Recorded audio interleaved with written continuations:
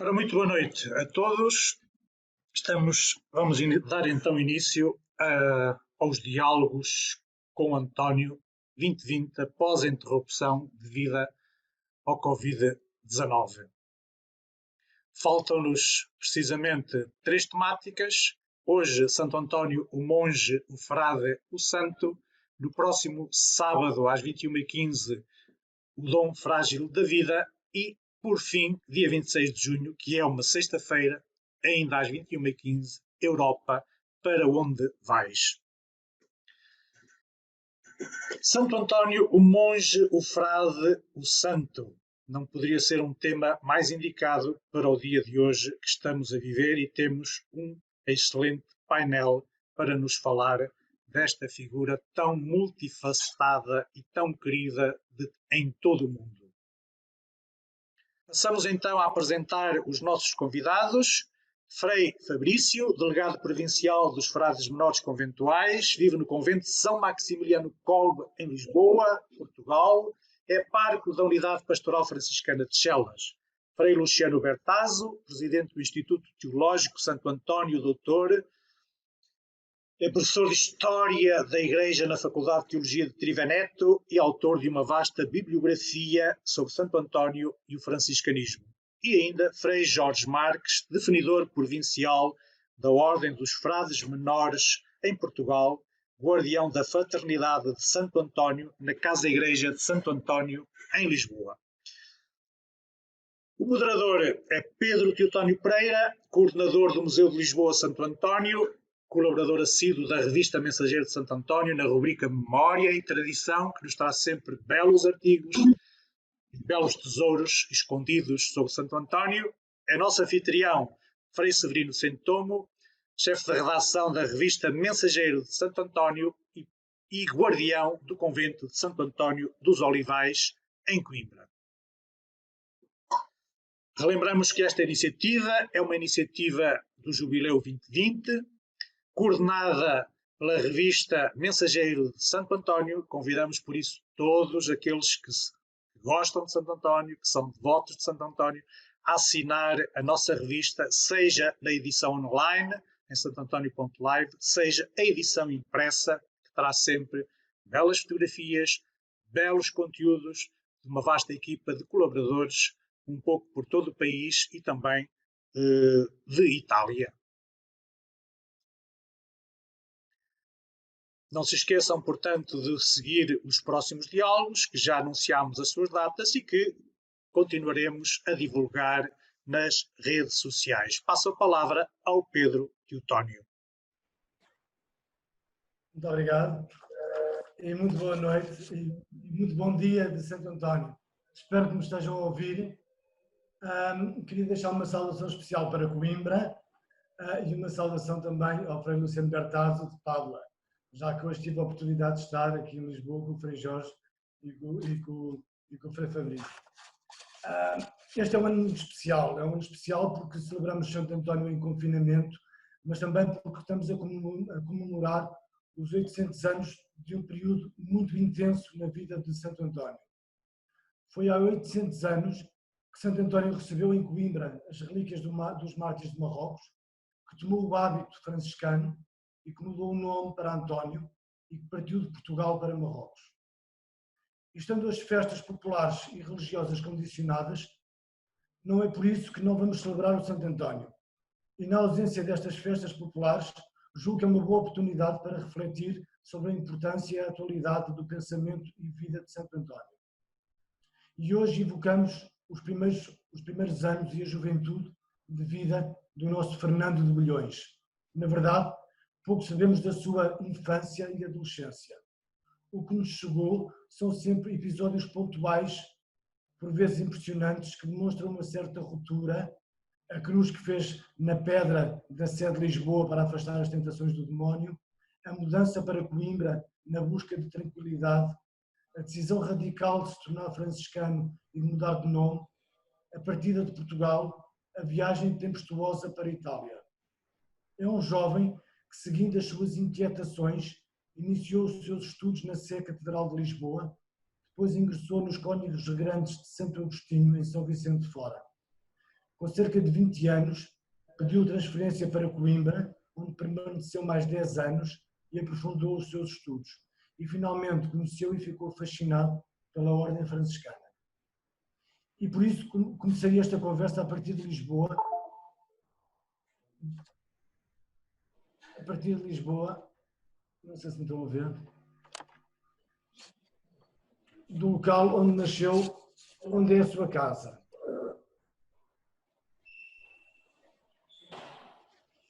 Não sei se me estão a ouvir. Sim. A sua casa passou para a propriedade municipal a partir do século XIII e o Senado da cidade esteve instalado durante 400 anos. A casa foi transformada em capela por ação do rei Dom João II e do rei Dom Manuel I e depois foi transformada em igreja. O terremoto de 1755 vai obrigar à reconstrução da igreja e a população de Lisboa, ao longo de mais de 800 anos, nunca esqueceu que foi aqui que Santo António nasceu. Perguntava por isso ao Frei Jorge qual a importância do Santuário de Lisboa para a devoção antoniana. Então, boa noite a todos. Boas festas de Santo António, em Pádua, em Coimbra, por todo o mundo, apesar das limitações que todos vivemos. Também uma saudação especial a Dom Virgílio, agradecendo a sua nota pastoral sobre Santo António. Pois dos grandes santos, das grandes figuras, gostamos de ir ao seu berço, não é? Gostamos de saber um pouco da sua origem. É um pouco também como nós gostamos sempre, quando é possível, de voltar às nossas origens, se possível. Então, a especialidade de cada um dos santuários antonianos, podemos dizer que tem uma especialidade. A especialidade aqui de Lisboa é esta mensagem que partilhamos com todos os que nos visitam. Aqui nasceu Santo António. Fernando de Bulhões, portanto, segundo a tradição, teria sido aqui a sua casa de família, e assinalamos esse local também com uma pequena cripta, todos vós já conheceis, muitos conhecem, como que assinala esse local. De qualquer modo, nasceu de uma família cristã, os seus pais eram cristãos, vieram ajudar na reconquista de Lisboa. E então é numa família cristã que Fernando Bulhões nasce e é batizado, como sabemos, segundo a tradição, então aqui na Sé Catedral de Lisboa. Mas é aqui também que ele começa a sua vida cristã, acompanhado pelos seus pais e por toda a comunidade. Hoje sabemos da sua participação regular na vida, na oração, na Eucaristia, aqui na Catedral. Há mesmo imagens e quadros, pinturas que refletem Santo António vestido de acólito. E, portanto, é aqui que ele, como o vídeo que nos foi apresentado há pouco também diz, são aqui os começos da sua vida, naturalmente, da sua vida cristã e o contacto com alguns meios de cultura que era possível aprender e descobrir aqui na escola da Catedral. Portanto, o seu batismo, a sua vida cristã, até sentir o apelo, digamos, o chamamento, de alguma forma o chamamento. Eu gosto de sublinhar estes aspectos, foram também certamente normais nas nossas vidas, crescemos numa família cristã, aprendemos as coisas da vida cristã no berço, como se costuma dizer, como os nossos pais partilharam o dom do batismo conosco, e sobretudo para o encontro com os jovens que aqui nos visitam, é sempre um grande desafio convidá-los com António a ir também descobrindo e a viver a sua fé, a sua vida cristã. Portanto, é também um grande desafio para os mais novos e para todos nós. Darmos graças também pelas nossas raízes, as nossas raízes humanas, as nossas raízes cristãs, as nossas raízes culturais. Sim, muito obrigado. Fabrício, depois do Fernando de Bulhões ter estudado e ter sido menino do coro na Sé, ingressa nos Cónigos Grandes de Santo Agostinho. É interessante que depois ele vai para Coimbra, vai aprofundar os seus estudos em Santa Cruz, e depois gostaria de discutir um pouco sobre esta mudança tão radical da saída de uma ordem tão prestigiada e abastada como era a dos Cónigos Grandes de Santo Agostinho na época, para a ordem tão pobre e tão humilde dos franciscanos. Boa noite a todos. Pensando, refletindo nesta pergunta, a primeira minha reação é esta. Deveríamos convidar Santo Antônio a falar um pouco de si mesmo e colocar-lhe esta pergunta: o que o inquietava como jovem?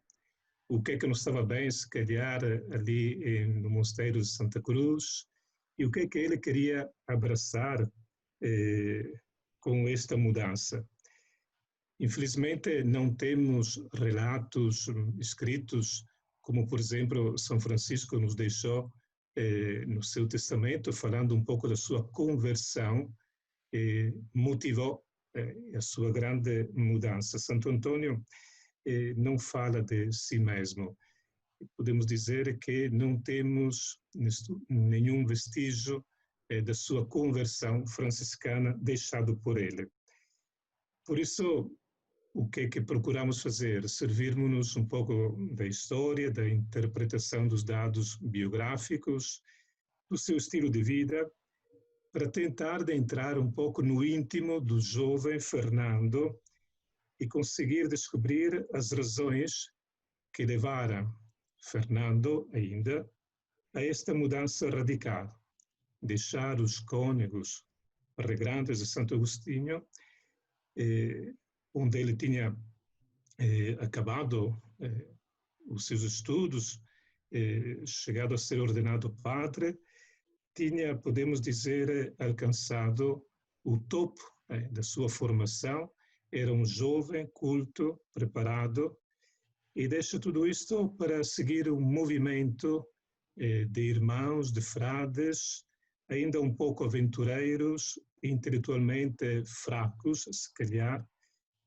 Então, o que queria Santo Antônio abraçar de novo? Qual é o novo que Antônio procura? Tendo em conta que ele não renega nada daquilo que tinha alcançado na sua vida em Santa Cruz, em Coimbra. Aliás, ele, iremos ver mais tarde, será uma biblioteca vivente, traz consigo todo o patrimônio desta biblioteca de Coimbra. Eu diria que aquilo que ele procura mais é viver o estilo de vida evangélica que ele viu representado naqueles 5 frades que chegaram do centro da Itália. Ele não encontrou São Francisco, não foi fascinado por São Francisco, mas por esses frades. E logo a seguir, o martírio deles. Eu acho que deve ter sido, se tornou um choque para Antônio ver os restos mortais desses frades. Mas, ao mesmo tempo, foi o momento que o ajudou a tomar uma decisão radical, deixar aquele mosteiro, onde com certeza tinha uma ligação profunda, deixá-lo e pedir para ingressar numa ordem onde ele sonhava de poder realizar este ideal evangélico e missionário. Portanto, tornar-se ele também testemunha, ser missionário, ir para os Marrocos e, se calhar, também dar a vida pelo Senhor. Eu penso que aquilo que, mais do que ver aquilo que ele deixou para trás, insatisfações, etc., é aquilo que ele queria abraçar. O novo evangélico encarnado na vida destes jovens frades que foram martirizados. Mas, de alguma forma, parece-me que há aqui uma inquietação sempre na vida deste jovem, tanto enquanto Fernando, Sim, depois quando se torna António. E perguntava então ao Frei Luciano Bertazzo que inquietação é esta que conduz este jovem, que depois vamos acompanhar também ao longo do percurso que ele vai ter em Itália. Boa noite a todos, daqui de Padua particolarmente. Chiedo la cortesia a Fabrizio di poter tradurre. Eu prefiro falar in italiano neste momento, estou um pouco cansadinho, mas depois um dia muito trabalhoso. A inquietação é esta que conduz ainda ao jovem Fernando de Bulhões. È l'inquietudine che è una caratteristica particolare che identifica l'identità più profondo di Antonio. È molto interessante la lettera che ha scritto Papa Francesco ai francescani ricordando questa mudanza, questo cambiamento, proprio definisce Antonio di una inquietudine che lo mette in movimento. Preferisco parlare di inquietudine evangelica, che non è una nevrosi apostolica. Fabrizio, por favor. Bom, agora eu vou resumir. Penso que se percebeu bastante. O identikit de António pode ser resumido nesta palavra inquietação. Uma palavra, uma definição que também o Papa Francisco utilizou na recente carta que escreveu aos franciscanos. E uma inquietação evangélica. Quale inquietudine è quello che Antonio respira nella cristianità del tempo, nel suo tempo? È quella inquietudine che aveva portato al radicalismo evangelico, di cui Francesco d'Assisi è la punta emergente di un iceberg che percorreva tutta l'Europa cristiana del tempo, che non si accontentava più della normalità, della evidenza, delle strutture, ma che chiedeva un qualcosa in più. Vorrei ricordare, ti lascio subito, vorrei ricordare che il monastero stesso di Santa Cruz, proprio in quegli anni in cui era presente Fernando, aveva chiesto di passare all'obbedienza cistercense. Quindi è un'atmosfera che strutturalmente si respira all'interno del monastero stesso. E, portanto, esta inquietação fazia parte de um radicalismo evangélico que se respirava em toda a Europa daquela época. E Francisco de Assis era um pouco a ponta do iceberg que emergia de um grande movimento de renovação. Até o mosteiro de Santa Cruz tinha pedido de passar para a reforma Cister. Portanto, havia todo este movimento de renovação evangélica. Agradeço. Muito obrigado, Frei Luciano. Realmente é esta atitude drástica que foi muito ligada aos franciscanos, e por isso queria perguntar aqui ao Frei Jorge quais seriam os motivos desta atitude tão drástica do Santo António de deixar tudo para trás, como estávamos a dizer há bocadinho com o Frei Fabrício, e partir para Marrocos, partir para evangelizar para Marrocos.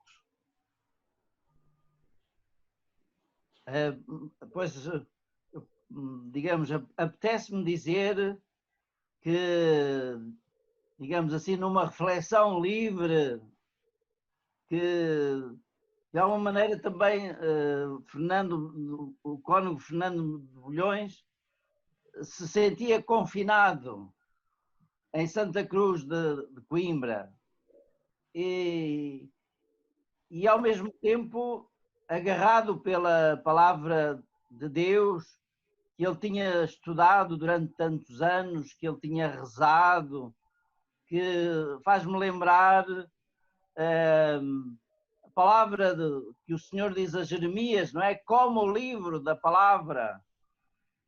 António como que saboreou o seu coração, a sua vida, estava cheio dessa palavra de Deus. Mas de alguma maneira eu diria que ele se sentia confinado. E os frades, os primeiros frades, são aqueles que fazem a missionação e a evangelização de uma forma global. Parece que abrem as portas do Evangelho, da palavra de Deus, que estava também de alguma maneira fechada nas abadias, nos mosteiros, longe do povo, e portanto vejo também esta atitude e esta decisão de Fernando como esta vontade enorme de levar essa palavra ao coração de mais gente e naturalmente àqueles que se diziam infiéis, digamos assim.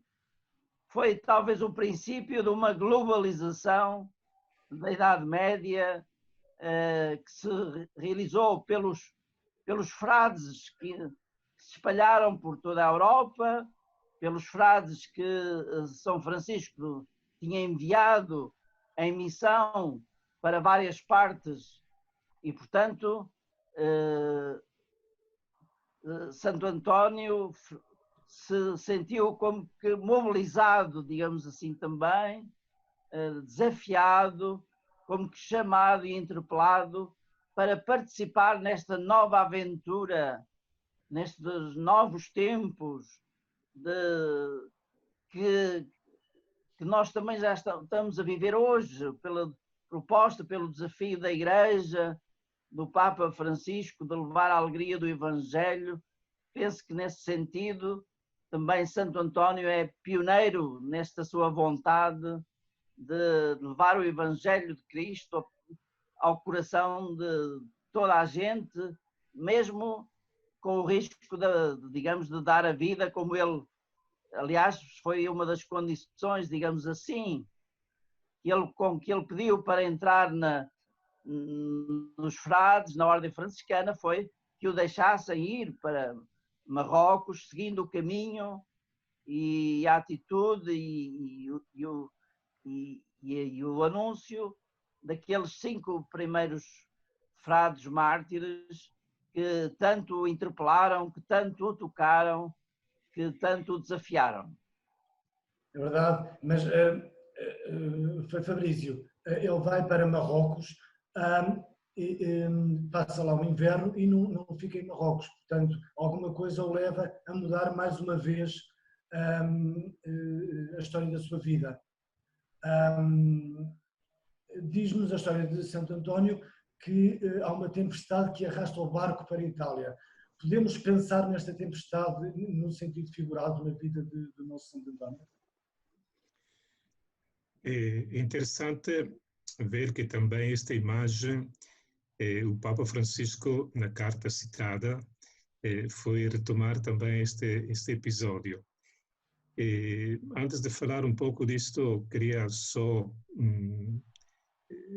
tocar de leve o fato que nós, parece-me que não temos muitas informações históricas, o Frei Luciano depois irá dizer melhor, mas os meandros desta viagem marítima, antes a viagem para Marrocos, depois esta doença, a reflexão, a meditação, a oração, o discernimento de voltar para trás, voltar para a terra natal, ver o que é que vai fazer, e depois este barco que, pelos ventos contrários, vai parar a Sicília. Tudo isto mostra que se António tinha planos, será também bem determinado, porque deixou, depois de pouco tempo, Coimbra, andou ali fazer longos tempos de noviciado, mas foi logo para a missão. Mas vemos que também teve que aceitar esta mudança de planos. Eu penso que, como escreveu o Papa, com uma linha, sintetizou muita coisa. A tempestade, o naufrágio de António, é um pouco também a realidade de muitas pessoas hoje que deixam a própria terra e vão à procura de situações melhores para construir o próprio futuro. E torna-se uma metáfora também da vida. Esta insegurança, esta procura de um novo rumo. E penso que António também, quando chegou, sentia-se estrangeiro numa nova terra, e teve que reformular dentro dele um bocadinho o seu caminho. Eu diria que foi uma formação dentro da vida, dentro dos acontecimentos. Depois de uma formação no mosteiro, académica, teológica, bíblica, essa tornou-se uma formação dentro da vida. E é muito importante também para nós hoje ler assim um pouco os acontecimentos da nossa vida. E essa tempestade, como foi também representada a pandemia, representa uma oportunidade e não apenas uma desgraça para redesenhar um bocadinho o mapa da nossa vida. É verdade. Para Luciano, será que podemos afirmar que Santo António encontrou a tranquilidade que procurava em Itália? No, sicuramente no, perché quello che muove Antonio sono due cose, l'inquietudine e una passione. Credo che poi non poteva più tornare in Portogallo, credo, aveva tagliato i ponti con Santa Cruz, con la famiglia, aveva cambiato nome, e credo appunto che l'immagine, la metafora della tempesta possa essere molto significativa, come diceva Frei Fabrizio, nella ricerca di una sua identità. Antonio aveva lasciato Santa Cruz e si era impegnato con i frati con un suo progetto che appunto non gli riesce. Arriva ad Assisi in un momento drammatico dell'ordine francescano. Francesco era dimissionario nel 1221, non capiva più niente quello che stava succedendo nell'ordine. Ed è significativo che la vita prima, alla fine di questo capitolo, Antonio rimanga lì solo, isolato.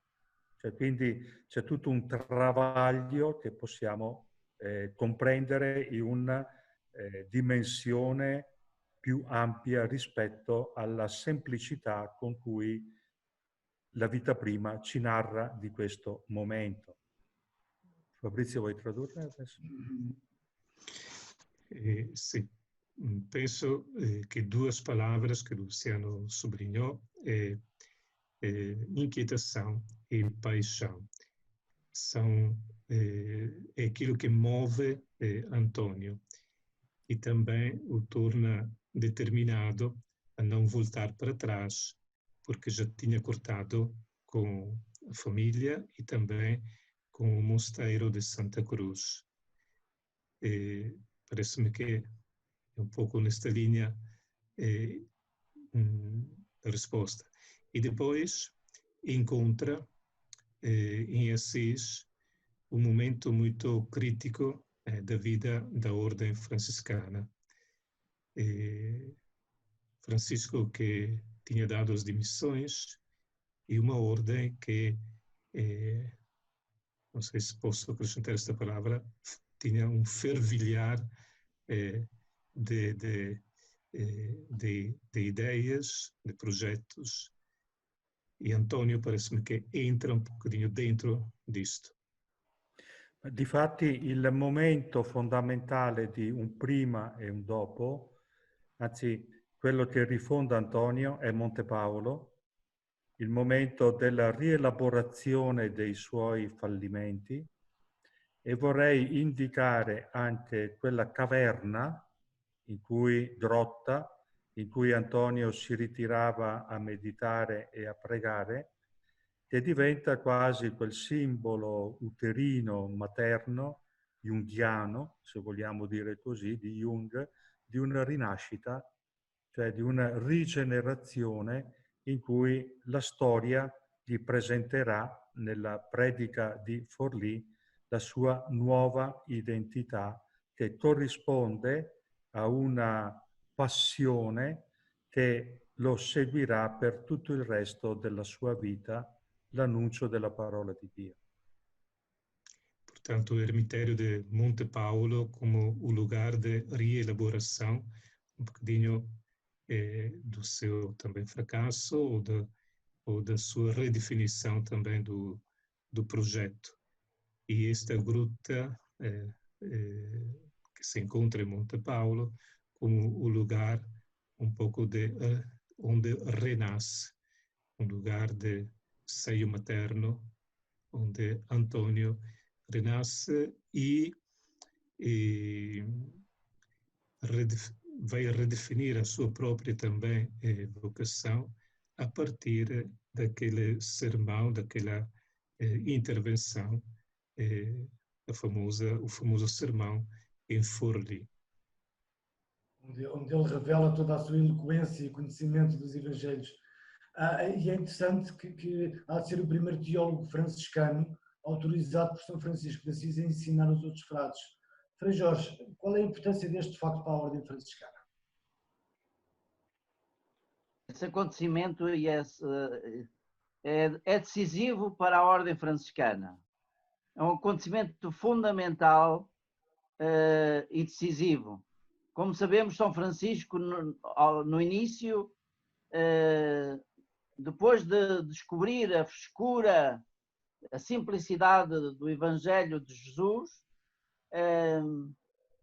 percebeu que os doutores, digamos assim, os cônegos, os doutores da Igreja do seu tempo, lhe tinham roubado, lhe tinham escondido a ele, como a muitos cristãos, toda a frescura do Evangelho de Jesus. E, portanto, ao princípio, São Francisco tem uma certa relutância, como sabemos, até em aceitar pessoas dessas que queriam entrar na ordem. Santo António, sem abdicar de toda a sua cultura, de toda a sua sabedoria, não se impôs, não impôs a ninguém essa sua cultura, mas obedeceu, acolheu e respondeu aos chamamentos que lhe foram feitos, exatamente por um acaso, de quase que diríamos, quando foi chamado. E é então nessa cultura, mas também na simplicidade que Santo António descobre na vida franciscana, que levam São Francisco a aceitar a cultura, a sabedoria, o estudo, e por isso há uma pequenina carta de São Francisco a Santo António, pequeníssima, mas preciosíssima, porque é a primeira vez que São Francisco diz a Santo António que possa ensinar as sagradas escrituras aos irmãos, desde que não perdessem aquela devoção original. E, portanto, isso dá abertura, como sabemos, a teólogos, imensos teólogos, depois, mais tarde, que são franciscanos, que têm um papel decisivo na história e do pensamento teológico ou filosófico da Igreja. Tudo isso é despoltado por Santo António. E é possível conviver-se numa fraternidade, digamos, a sabedoria, a cultura, com a simplicidade, com a fraternidade, com a familiaridade e a proximidade dos irmãos e com os outros, como aí está também Santo António, na sua grande cultura e sabedoria, mas também na sua simplicidade e proximidade com toda a gente, com todos aqueles que o procuravam.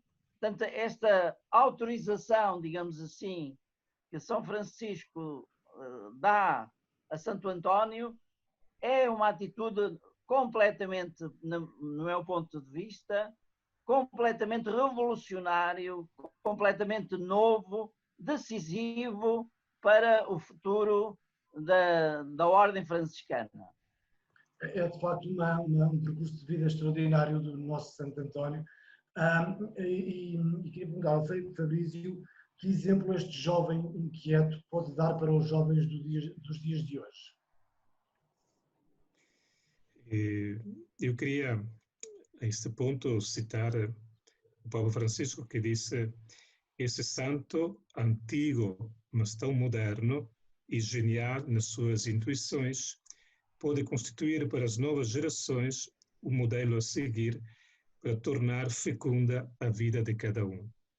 Eu acredito que Antônio pode ser um modelo para os nossos jovens, mas acho que é importante também resgatar Santo Antônio de certas imagens que também nós, pregadores, por vezes apresentamos.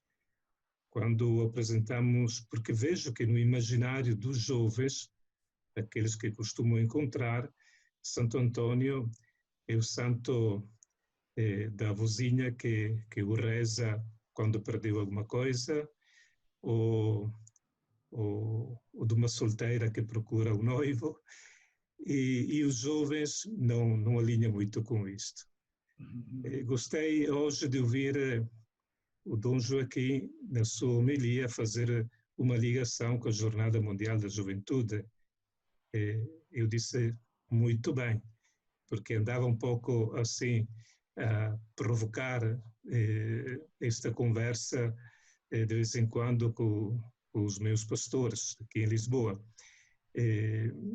Porque se estamos a preparar os jovens para uma jornada mundial, penso que a figura de Santo Antônio tem algo para dizer.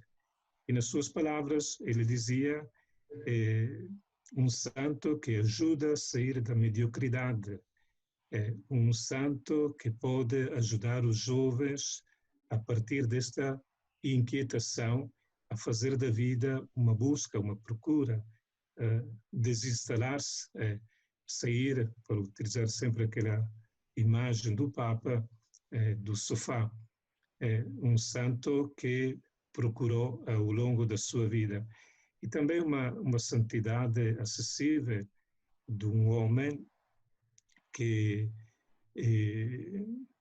foi missionário, mas sem fronteiras, que se abriu ao mundo daquele tempo. que soube também sair da porta de casa, da sua terra.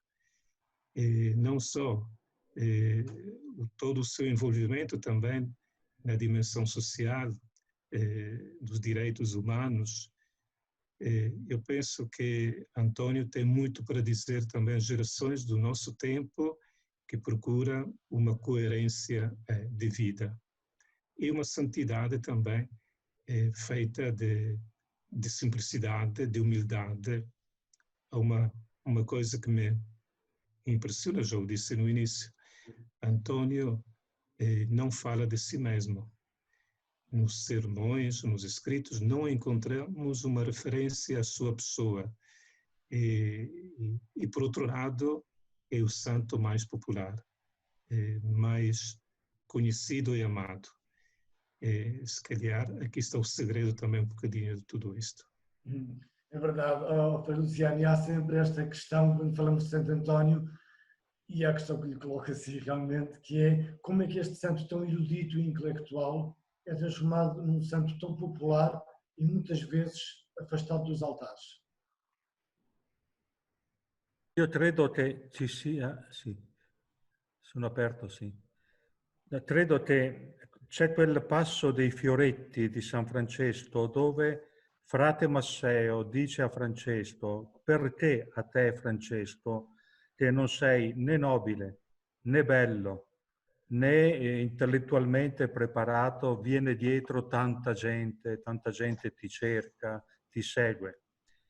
E credo che è uno scherzo della storia, in certi aspetti un'antitesi, perché invece a Francesco oggi è un santo che non è un santo molto popolare, non c'è quella devozione popolare tale quale come è per Antonio.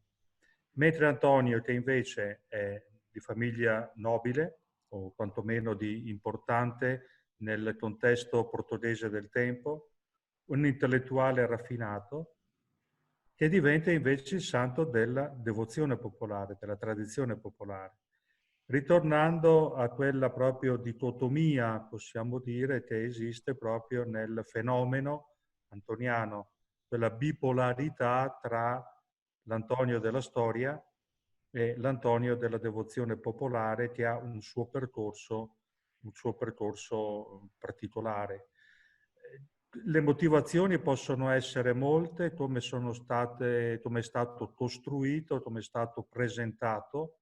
Molto ha aiutato da una parte l'utilizzo popolare del Siqueris, che è diventato la sequenza della messa di Antonio, che è diventato una formula spesse volte quasi magica, diciamo, e dall'altra parte anche l'iconografia, che rappresentandolo con il bambino Gesù in braccio accredita una immagine che ispira immediatamente fiducia. Quindi ci sono queste componenti per cui Francesco ha un suo percorso, Antonio ha un suo percorso, contraddittori da un punto di vista di una recezione immediata.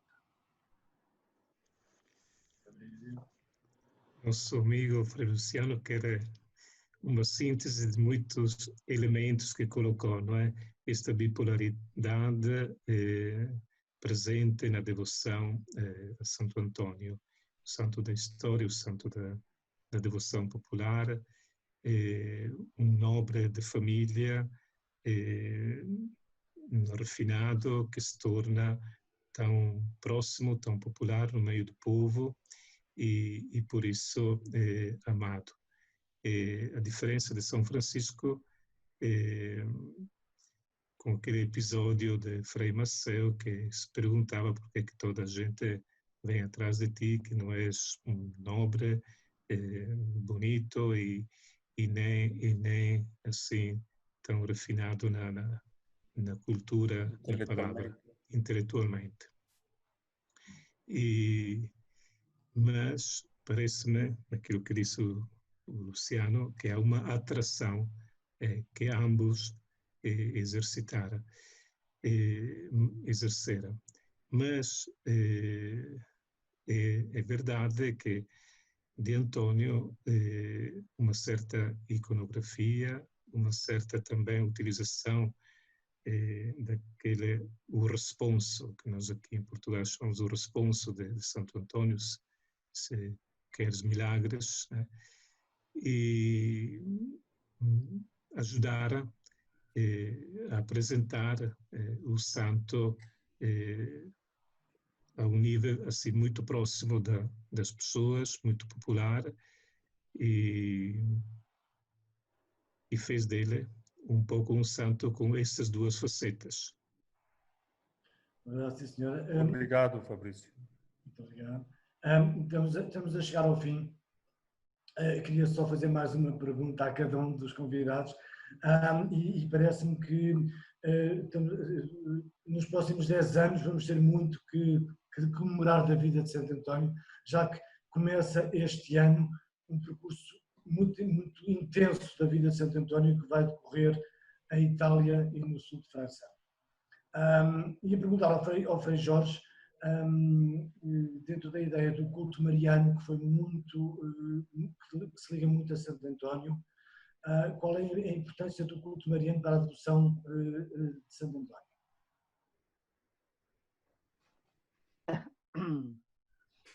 Tanto quanto sabemos, pensamos que há também uma grande devoção antoniana à Mãe de Jesus, inclusivamente há pinturas que referem a mãe que entrega o menino ao cuidado de António, como uma das possíveis versões. De qualquer modo, há referências também ao seu gosto em Pádua, e aqui o Frei Luciano está lá no local, pode confirmar ou não. A capela de Santa Maria, onde Santo António gostava de se recolher em oração, quase como São Francisco tinha Nossa Senhora dos Anjos. Santo António, quando chegava das suas pregações, gostava de se recolher ali na capela de Santa Maria, que hoje está integrada, portanto, na Basílica. Era lá que ele desejava morrer, Frei Luciano.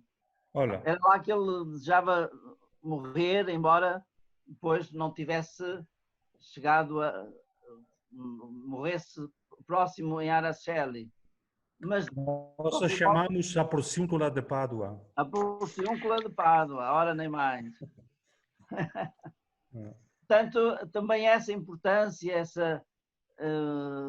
essa companhia, essa presença maternal da Mãe de Jesus também na vida de Santo António. E por isso, Santo António também é proclamado um dos santos marianos que estão também no conjunto daqueles santos que estão em Fátima. Eu gosto de referir também este pormenor no Santuário de Fátima, porque muitos peregrinos, muitos visitantes de Fátima não se dão conta daqueles santos que estão por cima das colunatas, e um deles é exatamente Santo António. E aqui o Dom Virgílio sabe bem, como reitor que foi do santuário, desta presença também de Santo António no Santuário de Fátima hoje. Bem, muito obrigado, Frei Jorge. E não podíamos, já que estamos na altura das festas, eu há uns anos, foi há 5 ou 6 anos, tive o privilégio de poder passear com o Frei Luciano e o Frei Fabrício em Alfama, os dois com o hábito franciscano, e nós no meio das festas populares, e o estranho que foi para as pessoas verem ali dois franciscanos a passear. E gostava de ter a experiência do Frei Luciano e o Frei Fabrício, da importância do culto popular na devoção de Santo António em Itália e em Portugal, que de alguma forma é diferente. Frei Luciano, qual é esta visão do culto popular em Itália? O som, Frei Luciano. O som, está com o som desligado.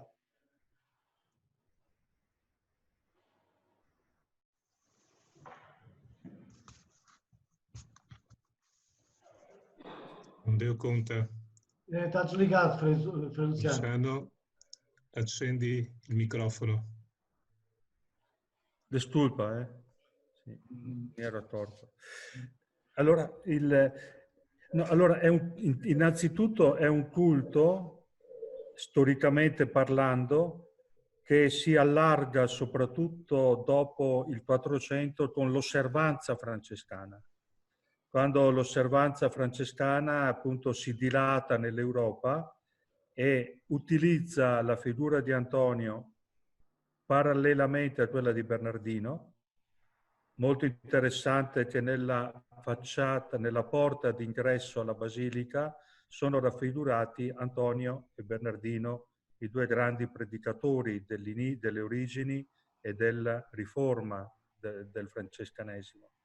Allora, in questa dilatazione, appunto, Antonio supera i confini padovani e sempre di più è presente nelle presenze francescane e degli insediamenti francescani e si dilata ulteriormente con l'evangelizzazione del padroado portoghese e padronado spagnolo nelle colonie e nella evangelizzazione, con forme molto simili, studiate, molto interessanti dal punto di vista delle tradizioni popolari, fino al punto in cui Antonio è inglobato dentro i culti afro-brasiliani, afro-cubani, proprio perché c'è una trasposizione legata anche alla colonizzazione portoghese del Congo e di altre zone dell'Africa.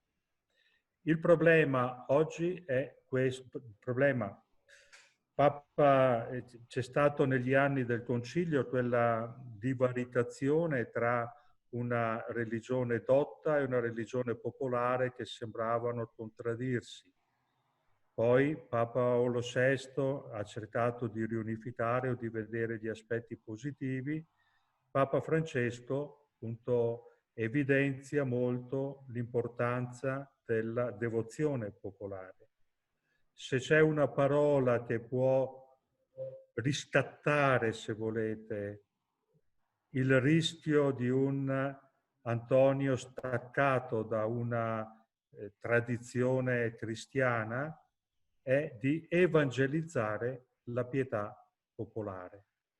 Forse questo è proprio il termine più utile, più opportuno, di una evangelizzare la pietà popolare. Non escluderla, anzi, con Papa Francesco valorizzata ulteriormente, ma ricondotta ai valori evangelici.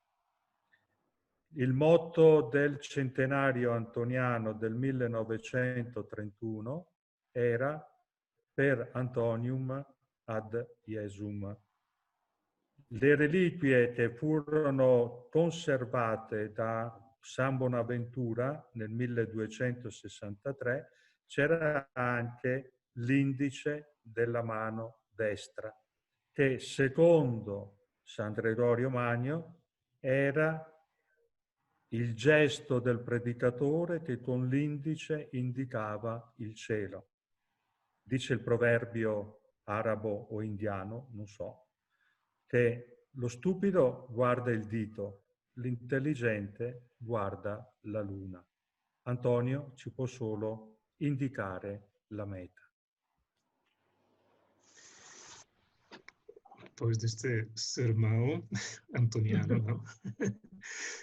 E queria lembrar que tudo isto se resume naquela imagem que Lisboa tem em Alvalade com Santo Antônio, o indicador que aponta para o céu.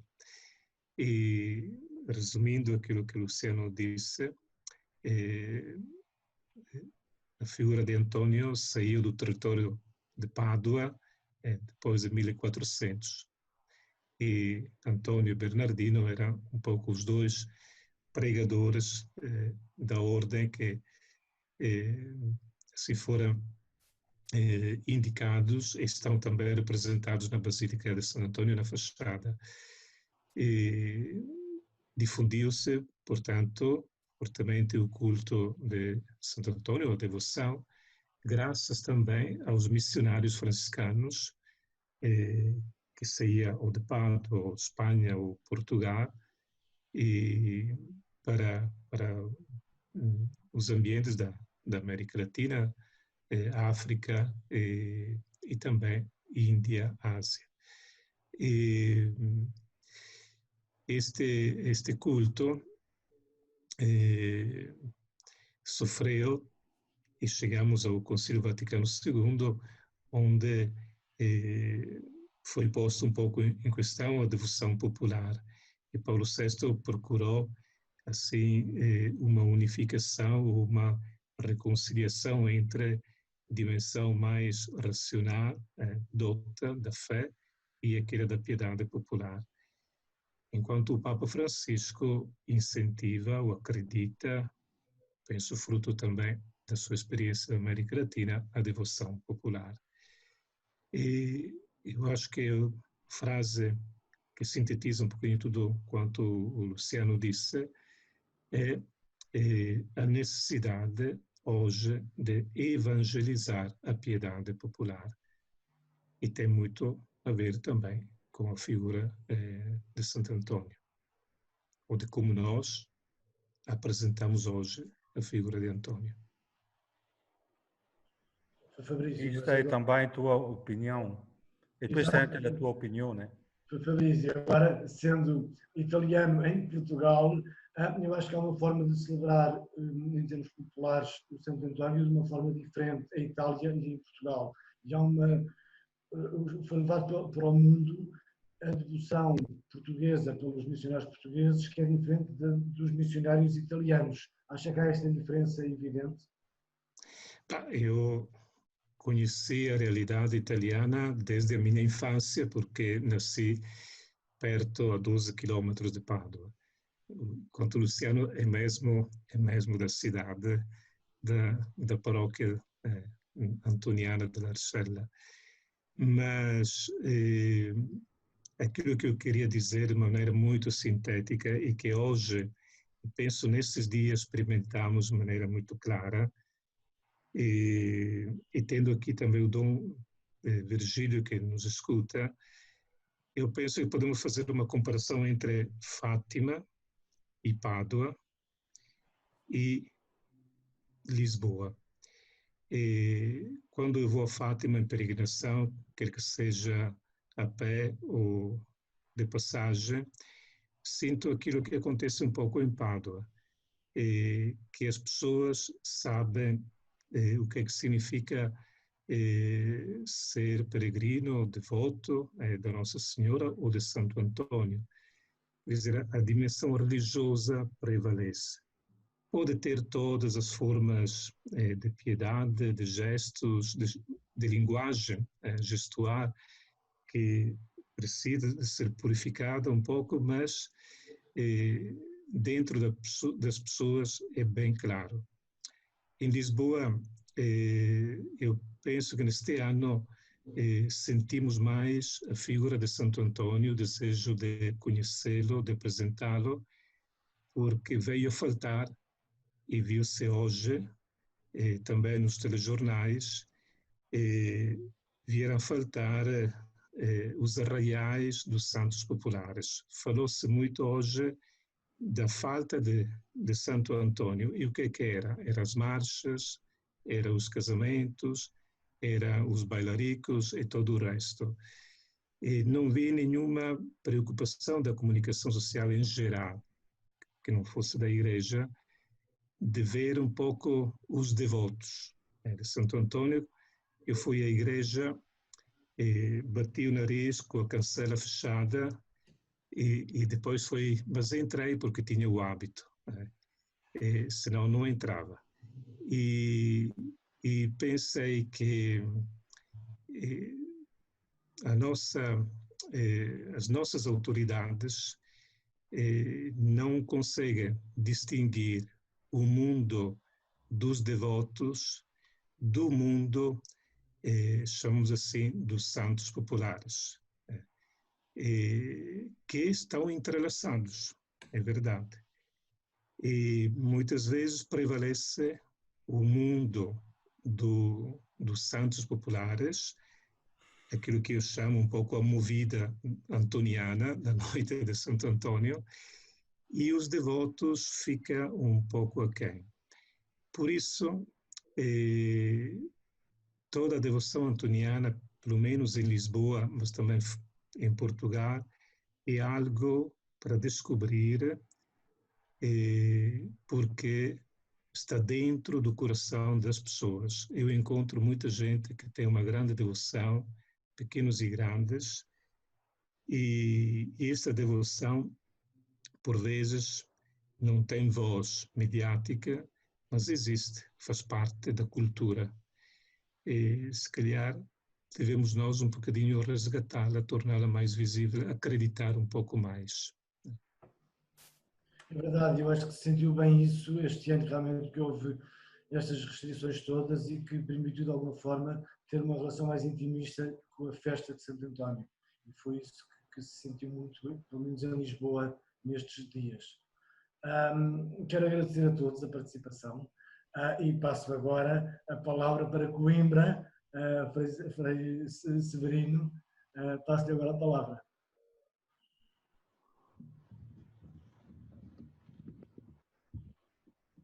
Aquilo que o Frei Fabrício acabou de nos dizer, eu acho que é mesmo muito interpelador. Os devotos de Santo Antônio, os verdadeiros devotos de Santo Antônio, não são simplesmente os alaiais dos bem-ricos das festas, mas são aqueles que têm dentro do coração algo que os impede a chegar, por exemplo, aqui, nesta nossa igreja, e vão colocar umas cartinhas para desabafar. Se calhar porque não encontra ninguém que o saiba acolher, tanto quanto este nosso santo. Eu quero já concluir. Penso que tivemos muitas sugestões interessantíssimas nesta videoconferência. E eu espero que todos nós possamos fazer tesouro daquilo que aqui nos foi sugerido, nos foi iluminado.